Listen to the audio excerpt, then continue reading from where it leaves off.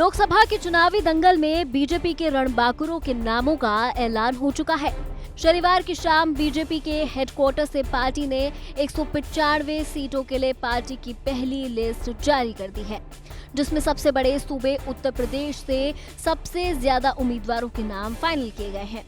BJP ने UP में 51 सीटों पर अपने उम्मीदवार उतारे हैं। बाबा भोले की नगरी काशी से वाराणसी से पीएम मोदी तीसरी बार चुनाव लड़ेंगे।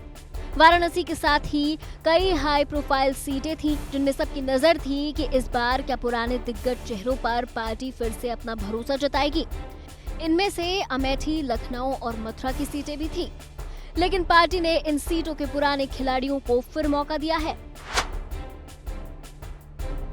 अमेठी से एक बार फिर स्मृति ईरानी को ही मैदान में उतारा गया है। ये सीट वीवीआईपी सीटों में आती है। इस सीट पर हमेशा गांधी परिवार का दबदबा रहा है। कांग्रेस नेता राहुल गांधी यहां से लगातार 3 बार सांसद रहे। हालांकि 2019 के पिछले लोकसभा चुनावों में स्मृति ईरानी ने राहुल गांधी को हराकर बड़ा उलटफेर किया था। स्मृति ईरानी ने राहुल गांधी को 55,000 वोटों से हराया था। स्मृति बार बार राहुल को चैलेंज भी करती रही हैं कि दम हो सिर्फ अमेठी पर लड़कर दिखाएं। ऐसे में स्मृति तो वापस मैदान में है और उम्मीद जताई जा रही है कि राहुल इस बार भी अमेठी से चुनाव लड़ेंगे, यानी अमेठी पर एक बार फिर सियासत की नजर रहने वाली है। बात नवाबों के शहर लखनऊ की। गोमती नदी के किनारे पर बसे तहजीब और नजाकत का शहर लखनऊ भी यूपी की हॉट सीट में शुमार है। देश के रक्षा मंत्री राजनाथ सिंह यहां से वर्तमान में सांसद हैं और पार्टी ने तीसरी बार फिर राजनाथ सिंह पर भरोसा जताया है।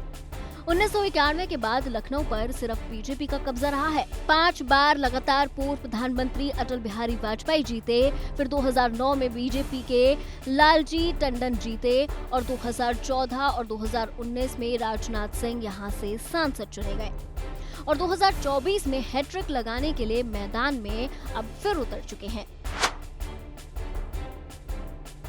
मथुरा से तीसरी बार हेमा मालिनी लोकसभा चुनाव लड़ेंगी। पार्टी हाईकमान ने शनिवार को उनकी टिकट पर मुहर लगा दी है। बीजेपी की पहली लिस्ट में उनके नाम की घोषणा की गई है।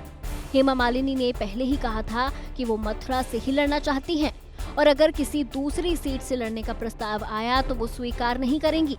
हालांकि पार्टी ने एक बार फिर मथुरा से हेमा मालिनी का ही नाम फाइनल कर दिया है।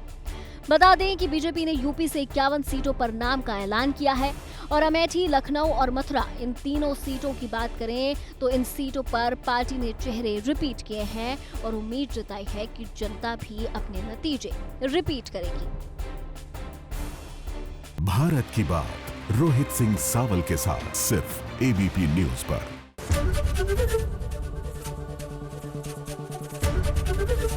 एबीपी गंगा, खबर आपकी, जुबान आपकी।